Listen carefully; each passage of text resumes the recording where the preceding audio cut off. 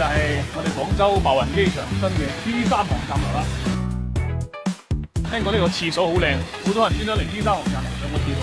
我今日都過嚟上個廁所，遊覽下，順便上翻個廁所。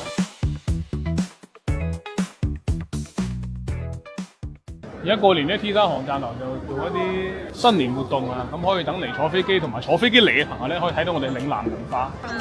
從化嘅每一間小學嘅作品，圖版黑字，圖版黑字啊！呢、個叫做琺瑯彩，呢個咧就係木刻，呢、個咧就係黑陶，將一個傳統非遺嘅竹編做成現代嘅電燈泡，係冇錯。都係我哋從化嘅老師同學生哥咧一齊手工做嘅，傳承我哋嘅非物質文化遺產嘅啲手工，好有意義。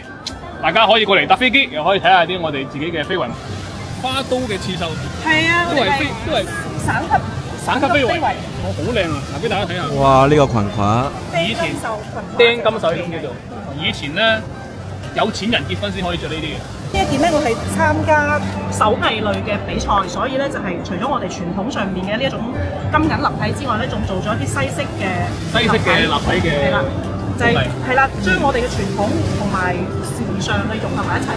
咁我哋咧係要用色線將啲金線同埋銀線紮釘穩墊喺呢個布面上面。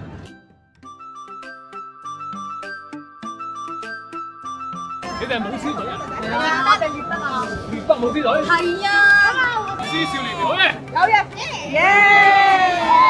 好啊！你哋啲小朋友全部識講廣州話，好嘢。梗係啦，我哋全部都係 local 嚟㗎。係啊。咁樣。點樣眨眼啊？哇！好嘢喎！你叫咩名啊？黃家嘅。黃小朋友黃小朋友。用粵語交流咧特別好聽嘅。我哋平時上課要求要講咩話㗎？我哋龍花，即係你哋龍獅隊上課要求用粵語教學。係嘅。我哋傳承嶺南文化，講粵語，從我哋開始。呢個就係我哋 T3航站樓嘅網紅廁所，我入去感受下先。上機就唔好嚟啦。拜拜。喺度提祝大家身體健康、冚家安康。2026年我哋都要萬事勝意，要乜有乜，亦祝我哋廣州越嚟越好。